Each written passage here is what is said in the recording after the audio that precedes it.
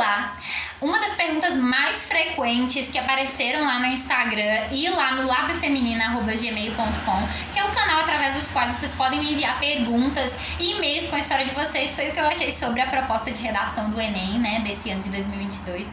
E a proposta, para quem ainda não sabe, né, tá vivendo aí em outro mundo ou fora de órbita, foi a valorização dos povos tradicionais brasileiros. E, na minha opinião, seria uma proposta perfeita, top de linha, se eles tivessem pedido que os alunos focassem em apenas um dos povos tradicionais.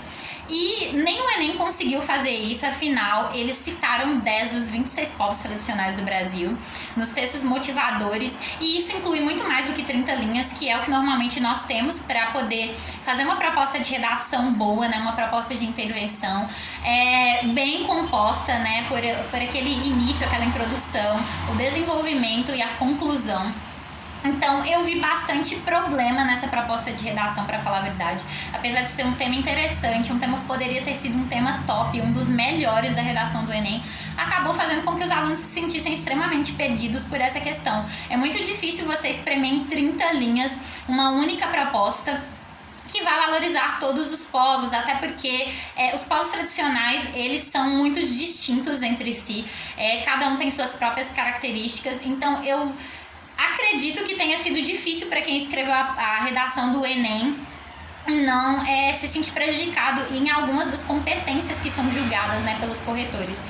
Então, é bem complicado de você escrever uma proposta de redação que consiga abranger quebradores de coco, pescadores, quilombolas, indígenas e por aí vai, sendo que o próprio Enem não conseguiu fazer isso. Ele, nos textos motivadores, não conseguiu falar sobre todos os 26 povos, né, que existem tradicionalmente no Brasil, quanto mais os próprios alunos. No geral, a prova ela foi, como sempre, bastante cansativa. Eu me lembro que quando eu fiz e passei para medicina, os textos eles estavam assim bem mais claros, bem mais sugestivos, você conseguia identificar, né, as questões e relacioná-las, né, às matérias. Esse ano eu já entendi que foi um pouco mais difícil, pelo que eu li. Eram textos muito grandes que te deixavam bastante cansados. Isso me lembrou o Enem antes da reformulação.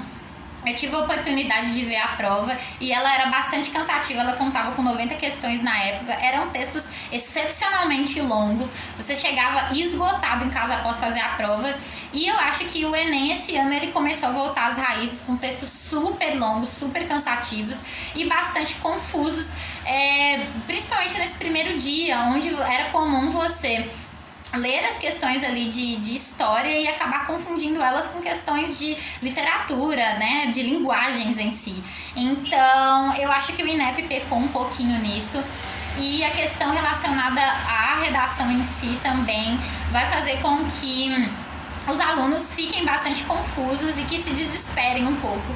Eu peço até vocês que não se desesperem, porque eu acredito que os corretores eles devam ser bem mais benevolentes por conta desse tema que ficava difícil de espremer ali em 30 linhas. Eu espero que vocês gostem desse conteúdo, me sigam lá nas redes sociais em @TatianaVieiraLoyola, para vocês ficarem, né, mais pertinho de mim. Se inscrevam lá no meu canal do YouTube, o Tatiana Vieira Loyola, em Você é o Seu Plano, para vocês acompanharem todos os conteúdos que eu posto por lá. Um grande beijo, até a próxima e tchau!